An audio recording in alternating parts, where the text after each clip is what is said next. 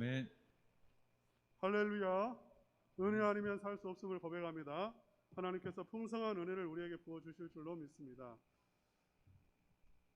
우리 성도님들 비대면 예배를 드리는데 마음이 많이 안타깝습니다만은 가만히 생각해 보면 지금 예배를 드리는 우리 성도님들 비대면으로 예배를 드리는데 음성이 들리는 것 같아요. 함성이. 목사님 힘내십시오. 목사님 사랑합니다. 축복합니다. 격려합니다. 선대합니다. 기도하고 있습니다. 우리는 승리할 겁니다. 그렇게 외치고 계시는 느낌이 듭니다. 저도 비대면으로 예배드리는 우리 모든 성도님들을 향해서 또 이 시간 또 함께 참석한 우리 성도님들을 향해서 사랑합니다. 축복합니다. 선대합니다. 기도하겠습니다. 우리는 승리할 것입니다. 이렇게 외쳐드리고 싶습니다. 우리 하나님 아버지 또 예수 그리스도께서도 우리 성도님들을 바라보시면서 내가 너를 사랑한다. 내가 너를 선대하고 축복하고 너를 위해 기도하고 있다.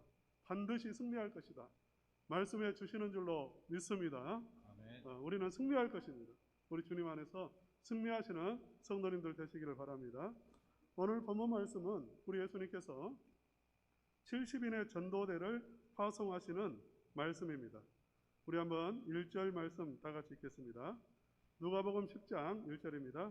그 후에 주께서 따로 70인을 세우사 친히 가시려는 각 동네와 각 지역으로 둘씩 앞서 보내시며, 우리 예수님이 70인을 따로 세우셔서 그들을 친히 가시려는 동네와 지역으로 2명씩 짝을 지어서 보내셨습니다.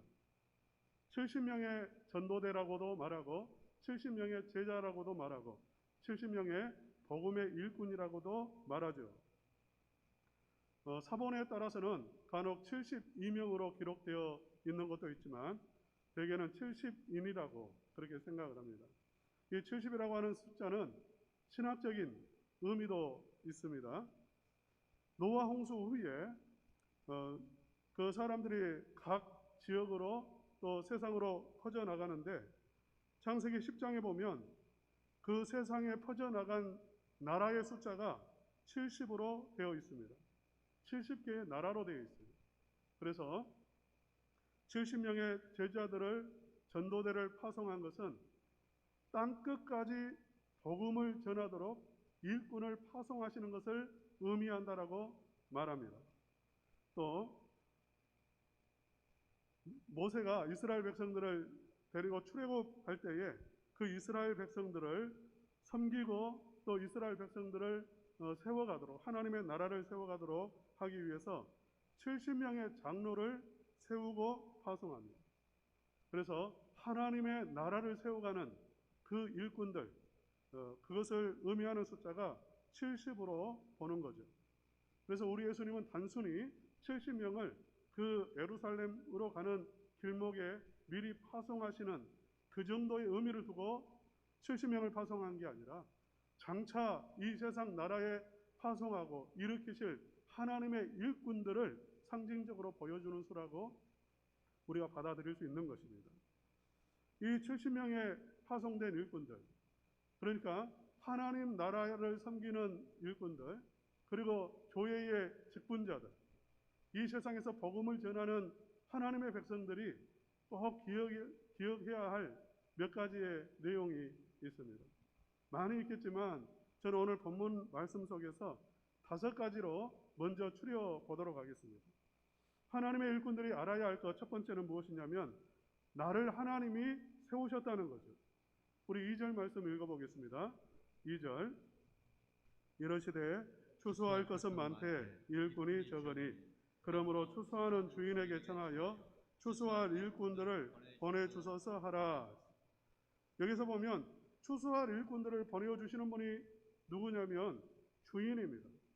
주인에게 청하여 추수할 일꾼들을 보내주소서 하라 이렇게 말을 했죠. 그러니까 추수할 일꾼들을 보내주시는 분은 하나님이세요. 하나님이 세우신 것입니다. 하나님이 죽어가는 영혼들을 불쌍히 여기셔서 죽어가는 영혼들을 살리기 위해서 일꾼을 세우시고 일꾼을 파송하시는 거예요. 여러분, 하나님이 세웠다는 것을 꼭 기억하시기를 축복합니다. 여러분의 직분은 하나님이 주신 직분이고 여러분을 하나님이 파송하셨고 여러분의 직장으로, 여러분의 삶의 현장으로, 가정으로 파송하신 분이 누구냐면 하나님이세요. 두 번째로 기억해야 할 것이 있습니다. 익은 곡식이 많다는 것입니다. 추수할 것이 많다는 거예요. 우리 다시 한번 2절 말씀을 읽겠습니다.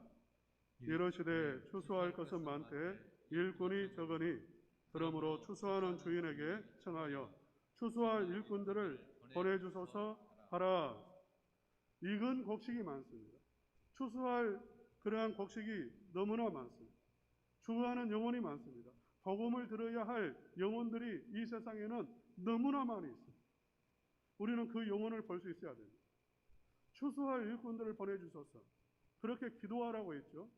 이게 뭐냐? 이 기도가 어디서 나오냐면 답답함에서 나오는 거예요. 안타까움에서 나오는 것입니다.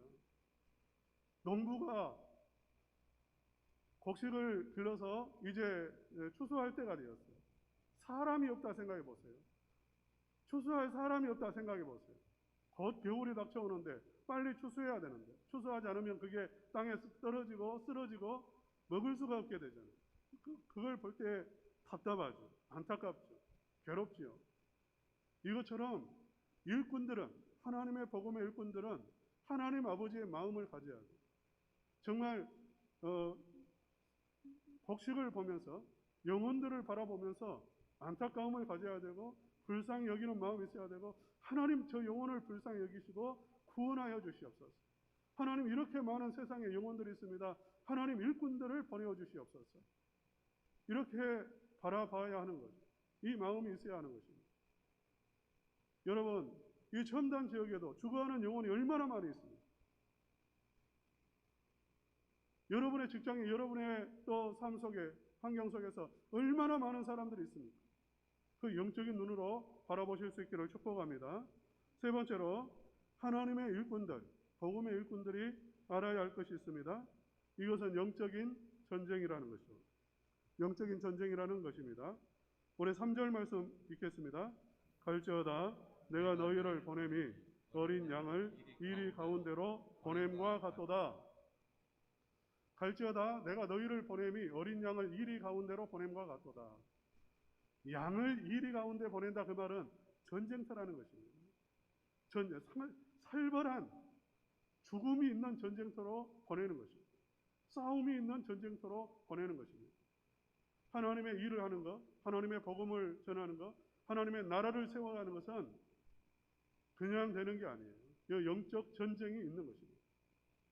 사단이 가만두지 않아요. 사단이 우는 사자처럼 덤벼듭니다. 역사를 합니다. 사단만 역사하는 게 아니에요. 사람들의 마음 또한 강팍합니다. 수천 년, 수백 년, 수십 년 내려온 전통이 있고 관습이 있고 종교가 있고 문화가 있어요. 쉽게 받아들이지 않습니다. 쉽게 영접하지 않아요. 그 무서운 단단한, 돌멩이보다 단단한 그 전통, 관습, 습관 깨려면 그것은 우리 인간의 힘으로는 불가능한 거예요. 우리가 예배를 꼽히는 교회, 이렇게 표를 정하고 목표를 정했습니다. 예배가 꼽혀야죠, 당연히.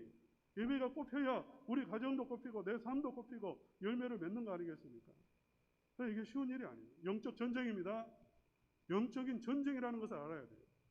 전쟁을 통해서 열매를 추수할 수 있는 거고, 전쟁을 통해서, 영적 전쟁을 통해서 예배가 꼽히게 할 수 있는 거예요.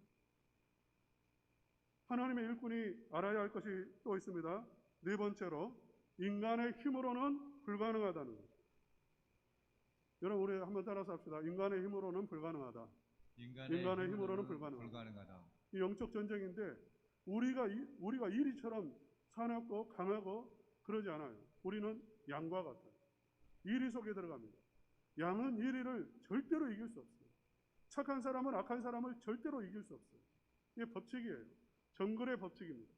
이 세상은 정글의 법칙. 힘 있는 자가 지배하고 다스리는 거예요. 어쩔 수 없어요. 이 세상은 그러한 것입니다. 제가 역사 공부를 좀 나름대로 그냥 취미 삼아 많이 했습니다. 세상의 역사, 우리나라 조선의 역사, 고려의 역사 쭉 보면 누가 정권을 항상 잡냐면 강경파가 잡아요. 강경파.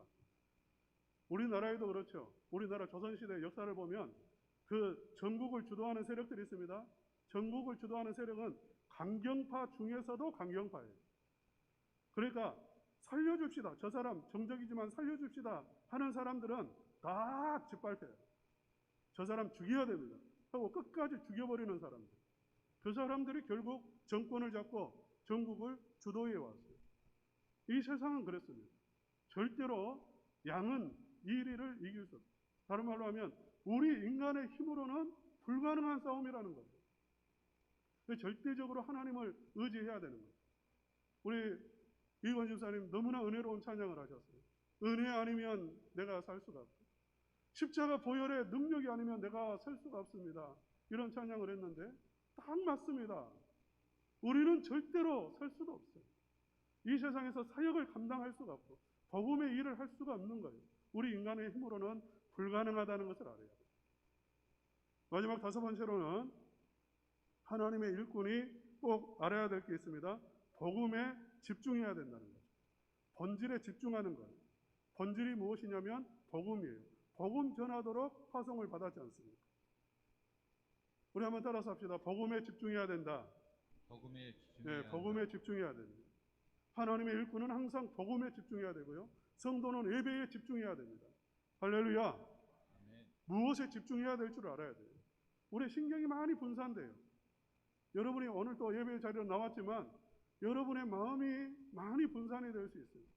비본질적인 것에 분산이 될 수 있어요. 오늘 본문 말씀 한번 읽어보겠습니다. 4절 말씀입니다. 다 같이 읽겠습니다. 시작. 전대나 배낭이나 신발을 가지지 말며 길에서 아무에게도 무난하지 말며. 전대는 돈주머니죠. 돈주머니나 배낭이나 신발 가지지 말고 길에서 사람들하고 만나서 이야기하지 마. 내가 지금 파송을 받은 이유는 복음 전하도록 파송을 받았습니다. 복음에 집중해야지 돈에 집중하고 신발에 집중하고 배낭 속에 필수 물품들 여행을 하는데 가져가야 되지 않겠습니까? 속옷도 넣어야 되고요. 칫솔도 넣어야 되고 넣어야 할 게 준비해야 될 게 너무 많아요. 거기에 관심을 빼앗기지 말라는 거예요. 우리는 준비한다고 시간 다 빼앗겨요. 우리는 또 복음을 전하지만 그 일을 하다 보면 거기에 매여버려가지고 평생 준비하다가 끝나는 거예요. 우리 주님께서 말씀하세요. 그 중요한 여행을 하는 사람에게 있어서 가장 중요한 것들이 있지만 그보다 더 중요한 게 있는 거예요.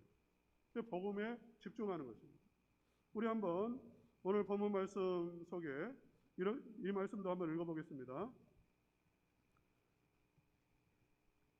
11절 말씀입니다. 11절 다 같이 읽겠습니다. 시작. 너희 동네에서 우리 발에 묻은 먼지도 너희에게 떨어버리노라. 그러나 하나님의 나라가 가까이 온 줄을 알라 하라. 여기서 보면 먼지를 떨어버리라 이렇게 말하죠. 복음을 받아들이지 않고 파송한 일꾼들을 받아들이지 않는 동네는 아무 미련 없이 그대로 나와서 너희 발에 묻은 먼지까지 떨어버리라고 하세요. 저는 이 먼지를 이렇게 생각합니다. 여러 가지 의미가 있겠습니다만은 내가 가서 복음을 전하고 내가 영접을 받지 못하고 거절당했습니다. 굉장히 기분이 안 좋아요. 마음이 상해요.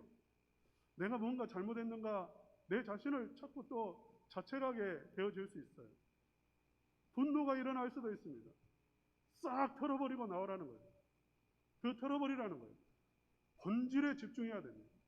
내가 왜 그랬을까? 왜 내가 안 됐을까? 그런 생각하지 말고 복음 전할, 그 다음 동네에 가서 복음 전할 일을 생각해야죠. 먼지를 떨어버리라고 말씀하세요. 사랑하는 성도 여러분, 예배의 자리로 나올 때에 먼지를 떨어버리실 수 있기를 축복합니다. 예배 외에는요, 먼지 같은 거예요. 염려, 근심, 걱정, 먼지 같은 거예요. 신경을 날카롭게 하는 것들, 사실은 그 신경을 날카롭게 해서 그게 너무 중요하게 보이는데 복음에 비하면, 하나님의 말씀에 비하면 그것은 먼지 같은 거예요. 그냥 툴툴 털어버리면 돼요. 할렐루야. 복음의 일꾼들은 정말 이 사실을, 5가지 사실을 꼭 기억을 해야 됩니다.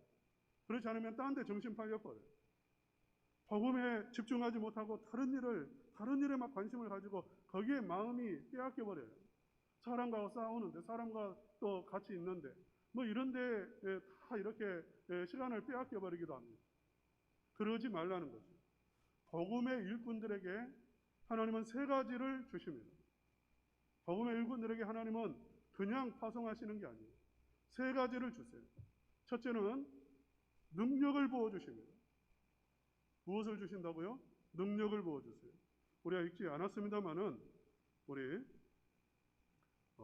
17절 말씀에 보면 70인이 기뻐 돌아와서 주여 주의 이름이면 귀신들도 우리에게 항복합니다. 귀신들이 항복하는 권세를 입혀주시고 능력을 입혀주시고요. 또 이렇게 말하죠. 5절은 우리 함께 읽겠습니다. 시작. 어느 집에 들어가든지 먼저 말하되 이 집이 평안할지어다 하라.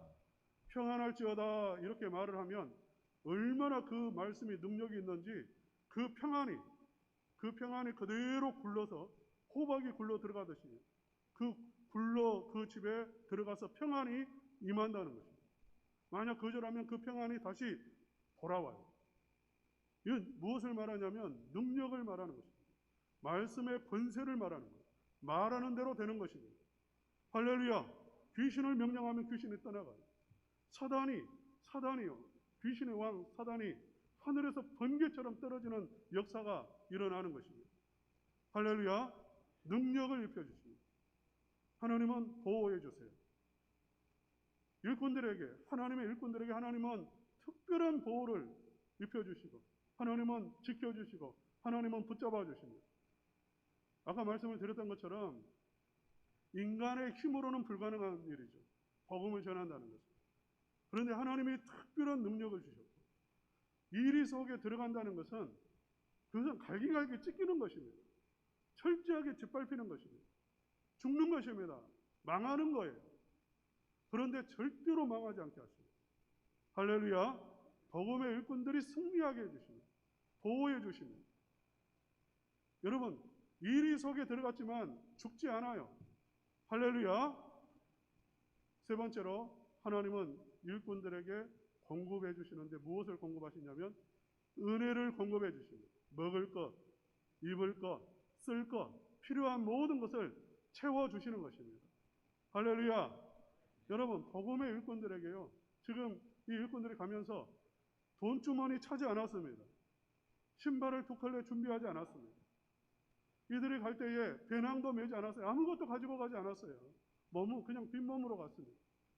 분명히 이들은 어떻게 돼야 되냐면 신발이 떨어져서 맨발로 다녀야 되고 먹을 것이 없어서 굶주려야 되고 이들은 그야말로 거지가 될 수밖에 없습니다. 그런데 놀랍게도 하나님은 각 마을마다 이들을 환영하는 사람, 이들에게 먹을 것을 주는 사람 예비해 놓으셨어요. 할렐루야. 여러분 전도자에게 저도 이렇게 교회 생활을 하면서 전도를 열심히 하시는 분들이 있습니다. 교회 안에 열심히 전도하시는 특별한 분들이 있어요. 하나님은 놀랍게 그분들에게는 물질의 복을 주시는 것을 봅니다. 할렐루야. 물질을 줘요. 쓸 물질을 부어주시고 하나님께서 참 그 마음속에 물질 혹시 안 주셨는지 모르겠지만 그 마음속에 무엇을 공급해 주시냐면 기쁨을 공급해 주는 것을 봅니다. 전도자는 마음속에 무엇이 살아 역사하냐면 기쁨이 살아 역사해요. 남들이 뺨을 치더라도 마음에 기쁨이 넘쳐 흘러요. 여러분 기쁨의 삶을 살고 싶으면 전도하십시오. 복된 삶을 살고 싶으면 복음을 전하시기를 축복합니다. 복음을 전하면 하나님이 붙들어 주시고 능력을 입혀주시고 하나님이 쓸 필요한 모든 것을 넘치게 부어주시고 복음을 전하면 잘 된다는 것을 보여주세요. 할렐루야. 우리 인간의 힘으로 할 수 없지만 하나님께서는 이렇게 능력을 주시고 하나님께서는 보호해 주시고 하나님께서는 그의 필요를 모든 것을 다 영육간에 공급하셔서 감당하게 해 주시는 것입니다. 여러분 우리 예수님께서 이렇게 전도대를 파송하시는 이유는 하나님의 나라를 전파하기 위한 것입니다. 우리 한번 말씀을 읽어보겠습니다.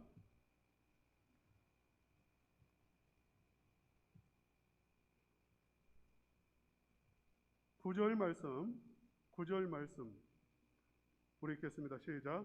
거기 있는 병자들을 고치고 또 말하기를 하나님의 나라가 너희에게 가까이 왔다 하라. 하나님의 나라가 너희에게 가까이 왔다. 제자들을 영접한 사람들에게 이 말씀을 하라는 것이고요. 우리 아까도 읽었는데 다시 한번 읽도록 하겠습니다. 11절 말씀 다시 한번 읽겠습니다. 시작. 너희 동네에서 우리 발에 묻은 먼지도 너희에게 떨어버리노라. 그러나 하나님의 나라가 가까이 온 줄을 알라 하라.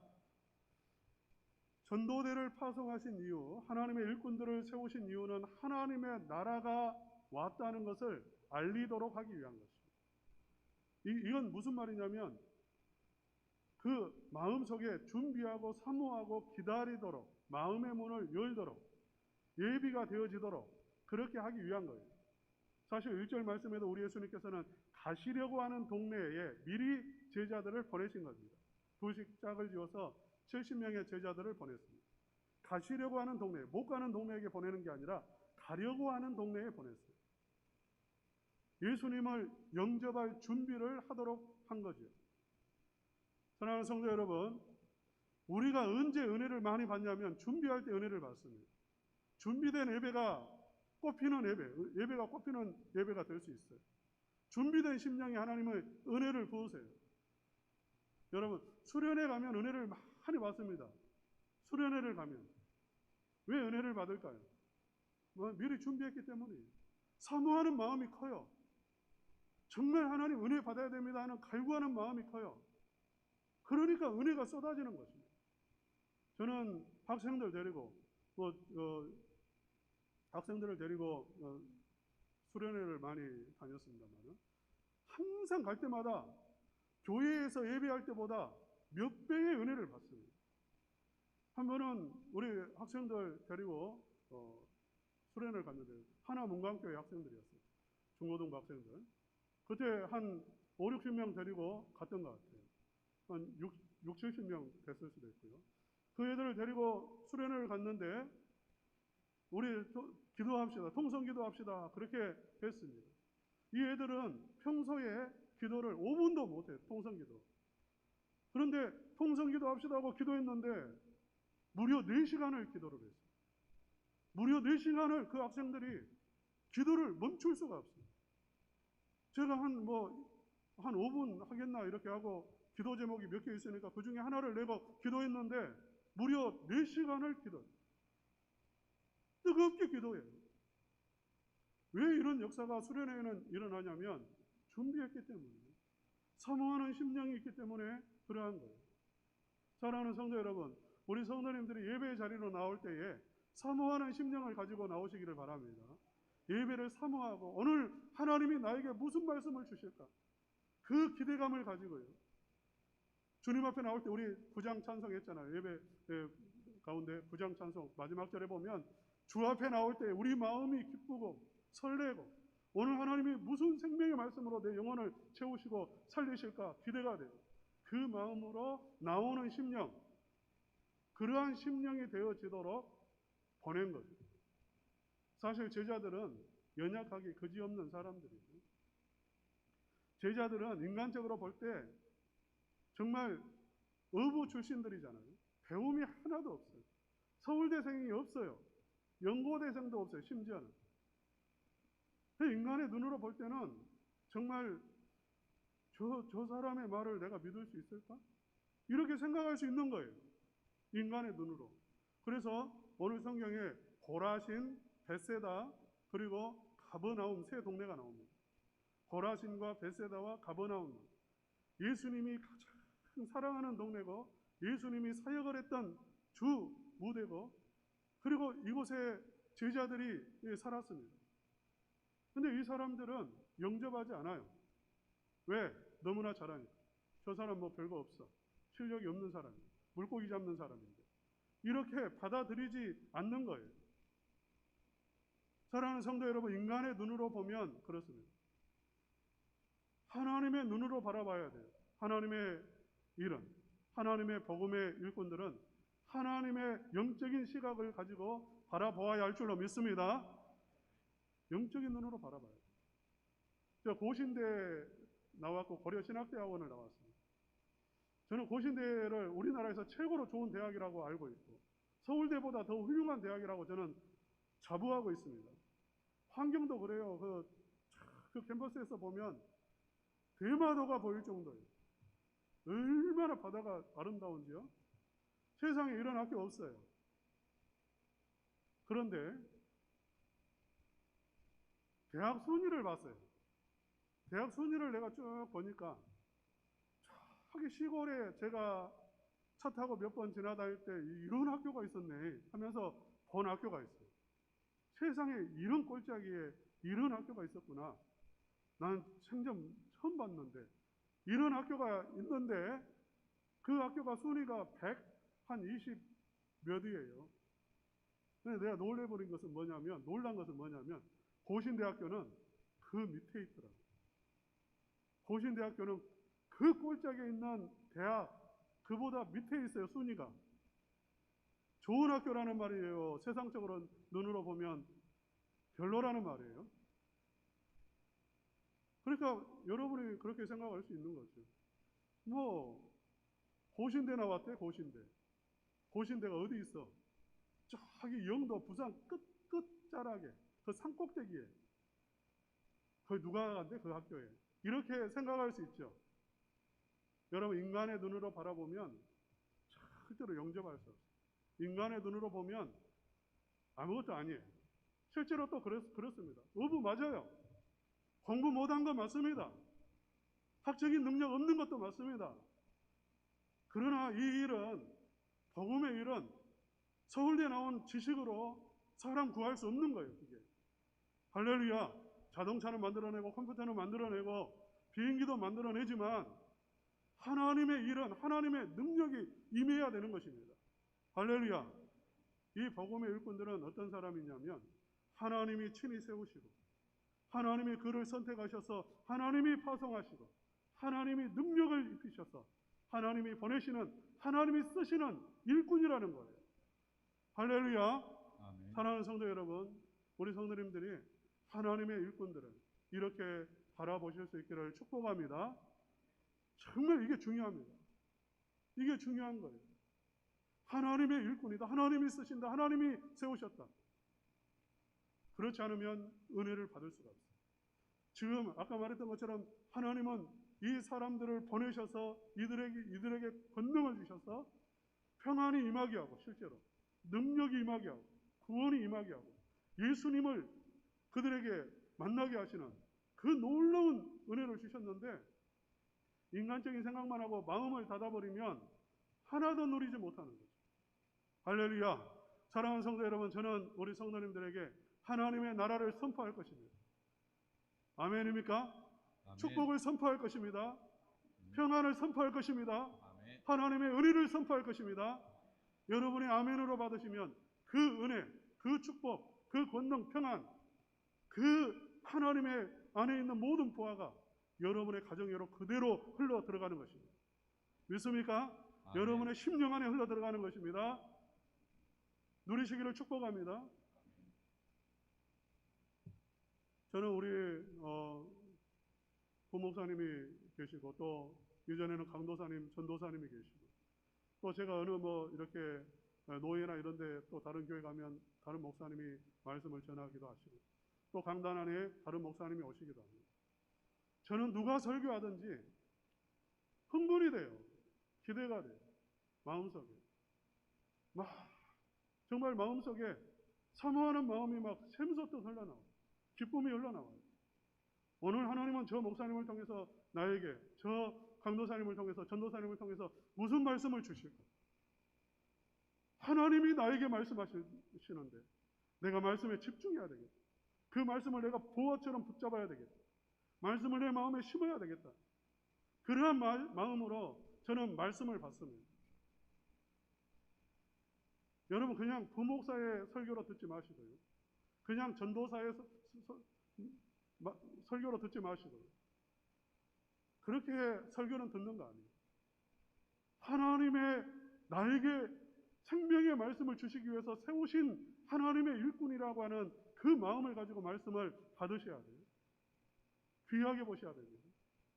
이 세상에 하나님이 세우신 귀한 일꾼들 많습니다. 우리 교회만 하나님이 세운 종들이 아니잖아요. 세상에 있는 모든 주의 종들을 귀하게 보셔야 돼요.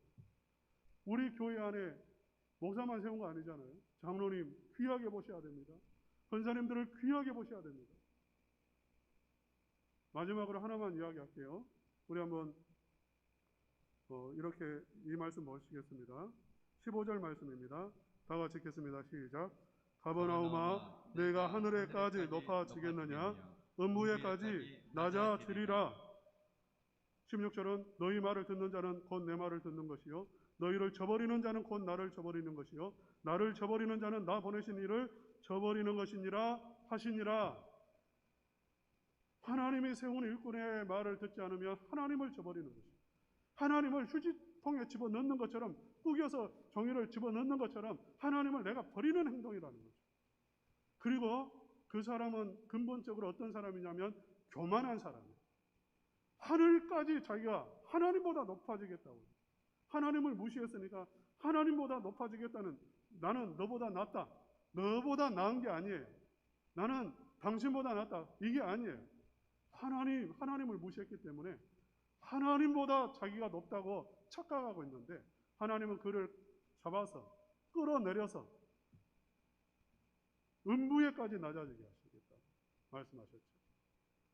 여러분 정말 잘 되는 것, 여러분의 영혼이 잘 되는 것, 하나님의 나라를 누리는 것은 주의 종들을 귀하게 보시고 무엇보다도 귀하게 보라는 게 뭐 다른 거 아니에요.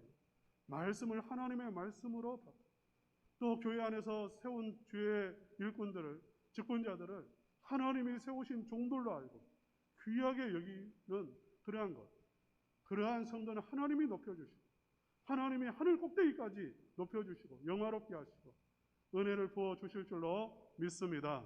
이러한 은혜를 누리시기를 주님의 이름으로 축원합니다.